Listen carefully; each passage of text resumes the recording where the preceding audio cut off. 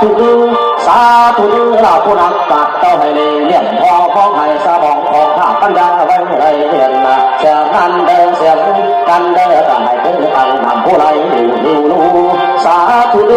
สาธุก็ผู้ลำอยู่วัดที่ก็จะให้เป็นกรรมลำในทำลำหักในทำก็จะให้เป็นบาปพันลำวัดเลยก็แบ่งไว้ใส่ทรงสะเด้อผู้เลยให้สะบองของข้าปัญญาตาเกิดแหลมให้ได้ยินนะเป็นลำข้าบักคนลำวัดเดียวสาธุให้คนเลยว่าโตข้าอยู่สุวรรณขอให้ผู้บาท่านได้ลงมากำเห็นมาเทียมยุคยาดีหนึ่งทางไกลขอละให้ได้สมดังใจของขอให้ได้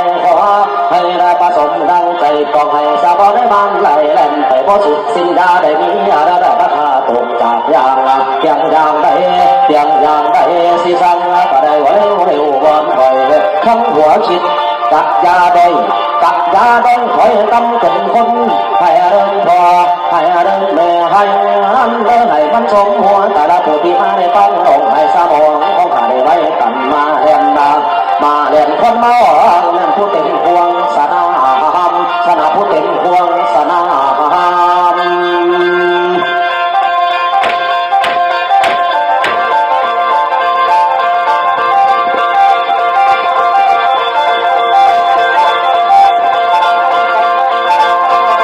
เราผู้ยิ่งเราร่างหลายแต่น้อยรู้หมู่บ้านส่งสีในนี้ก็มีอยู่เราร่างก็ต้องจบของผู้จัดการกับผู้บริการเนี่ยนำใส่เป็นตายิ้มด้วยที่มาท่านเอาเดิมนี่เป็นวันตาเอาบุญคนพอคนนั้นคือคนนั้นเดินมาซ้อนนั่นผู้ติ่งควงอ่างสนามคนไหลมาคนเอาไหลมาละผู้แดนกลางน้ำแต่ห้องหอโซ่บนด้วยเนี่ยคุณของผมละที่มาวันหนึ่งหมอลำดีมาแรงคนแซวแน่นฟังเอาไว้แต่สิได้ฝ่ายบุญละว่าตั้งผมละผู้นั้นได้แล้วแม่นะได้แล้วผู้เฒ่าแกจะดีใจ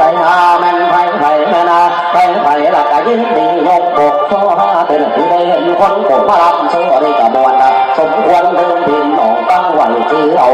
ตั้งขัดเด้อหอบเก่าเด้อหอบกระป๋องที่เสียนได้